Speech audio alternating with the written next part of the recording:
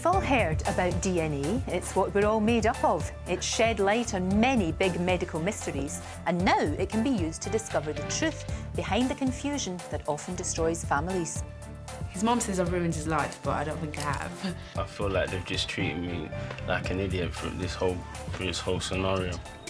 I had a week's holiday off work, and he said to me, why don't you come down to London and spend the week's holiday with me? In the space of a couple of weeks, she was down here. She came down here. Didn't want us to go, kept trying to persuade her not to go, but she went anyway. I thought, well, I can't stop her. You know, she's nearly 20 years old, she's going to do what she wants anyway. So off she went. Silly or not, Anika and Anthony became closer than Lena could ever imagine. The first time me and Anthony first had sex was in his mum's house, and we had sex 3 times that night. That was the night before his birthday. A day or 2 after that, he came over to my sister's quite late at night. He'd just been to the picture, so I think it was about 1 in the morning or something like that. And then me and Anthony slept together 4 times that night in my sister's house. The problem was Anika wasn't on the pill and Anthony didn't use any protection. When she returned home to Birmingham, she was surprised to discover she was pregnant, which also came as a shock for Anthony.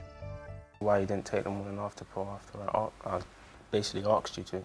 You said go doctors, you never said take the morning after pill. I said to you, I can't go doctors because they won't be able to tell if I'm pregnant or not. By a pregnancy test, it wouldn't get a result yet or not. And you said, when I said that, you said, okay then.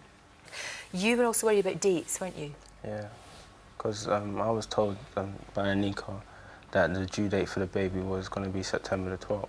When I spoke to her, she said to me that we didn't have that conversation, when I know we did, but... We never had a conversation while I was pregnant, while I went for my first scan, while I went for the second scan to find out the sex of the baby, all my doctor's appointments, all the rest of it. There was never any kind of conversation as to how my pregnancy is going. Right, so you didn't talk to each other? We did talk to each other, you know.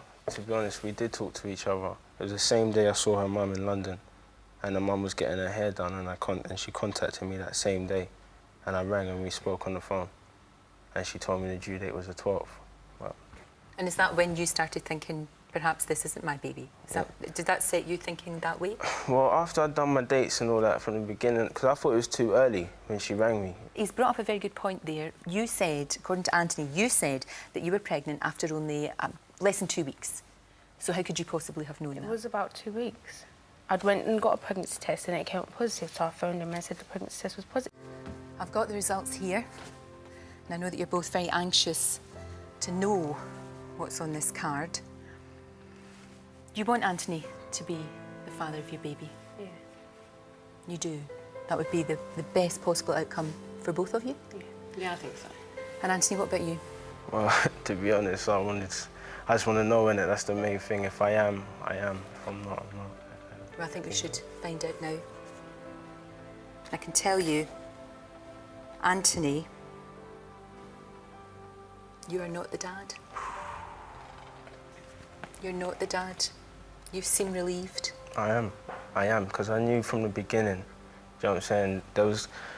I'm just glad, I'm glad I knew the truth would come out, do you know what I'm saying?